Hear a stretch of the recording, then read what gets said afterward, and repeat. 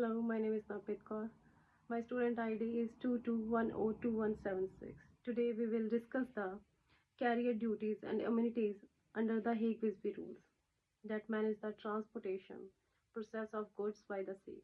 These balanced approaches of the rules are made according to the needs of carriers and cargo owners by clearly defining when a particular party is responsible for a loss and at what stage the carrier would be the responsible.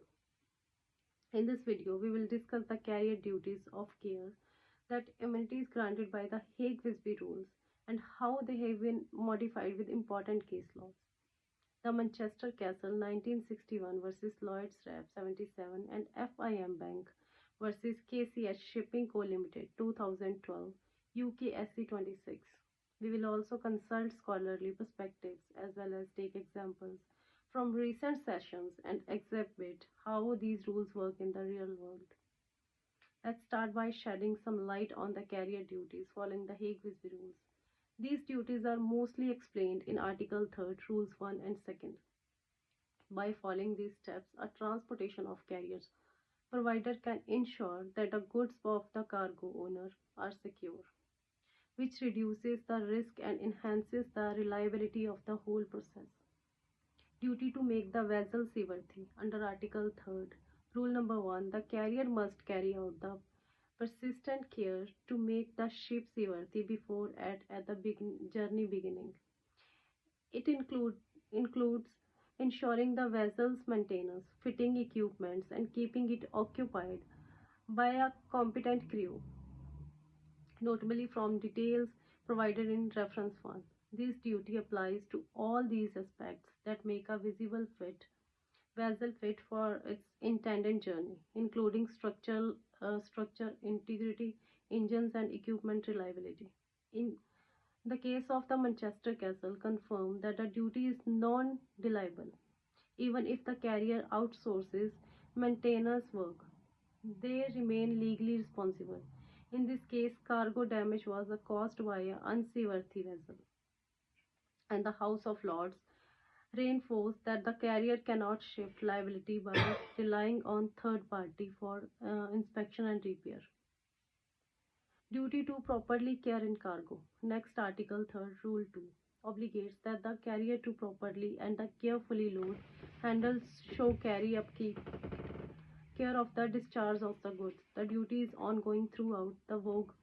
As highlighted in reference to, the carrier's obligations include delight showing the protecting goods from foreseas risk like sweater ingress or improper handling. Even through natural disaster by excuse liability, basic diligence is always required. Duty to issue bills of lading. According to Article 3, Rule 3, carriers must issue a bill of the lading upon demand. The documents act as a receipt for the goods and sets out the core terms of carriage. A noted of reference 1, the bill of lading also serve a key piece of evidence in legal disputes over cargo and condition and contract terms. Now let's examine the carrier's immunities under the Hague-Visby rules, found primarily in Article 4, Rule 2. These provisions shed carriers from liability in specific circumstances, helping balance the risk of maritime trade. Natural fault exceptions. Article 4, Rule 2, Subclause A provides carriers immunities for act neglect of default of the master mariner, pilot, or the carrier servants in the direction of management of the ship. This means in the airline would not be held responsible for a crew mistakes in managing the boat or navigation. The significant feature of maritime law illustrated in reference to such immunity leads to particular outcomes when such incidents happen at the sea, even if it becomes a human mistake.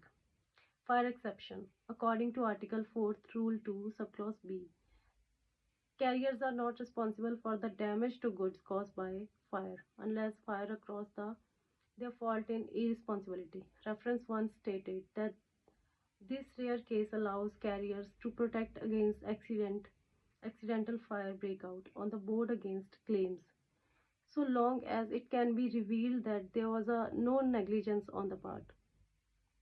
act of God, and other exceptions. Other immunities mentioned under Article 4th Rule 2, Subclause C or Q consist of acts of God, war, road strikes, and latent defects that are irreversible without proper care. Reference 1 and Reference 2 stress these special cases. The provide protection, but still they are cannot release the carrier from the real responsibilities of proper care and precautions. Limitation of liability. Finally, carrier may have limited financial liability under the Article 4, Rule 5, which restricts the loss of the fixed amount per package or unit. This was the main aspect of the judgment in FIM Bank and PLC and KCH Shipping Co. Limited, where the carrier's right to constrain the liability even when the Supreme Court of the UK has reportedly confirmed that charge of negligence. This is discussed briefly in reference 1, which emphasizes in the need to understand the limitation provisions to contracts and bills of the lading. As per carriers, the Hague-Visby rules place rigid responsibles or ensuring the seaworthiness of visas and the present cargo care along the some important legal protection through clauses of immunities and limitations.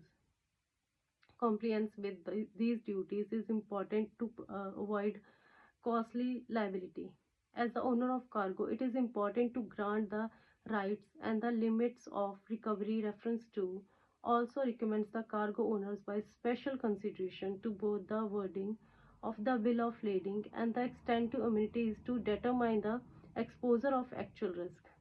In conflicts, case laws such as the Manchester Castle and FIM Bank place act as a reference point that defines how strictly court enforce these rules.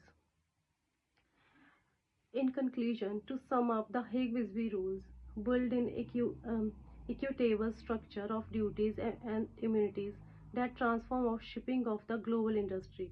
All case laws and commentary of we did today, from seaworthiness to immunities, underscore the legal complexities the carriers and cargo owners must control.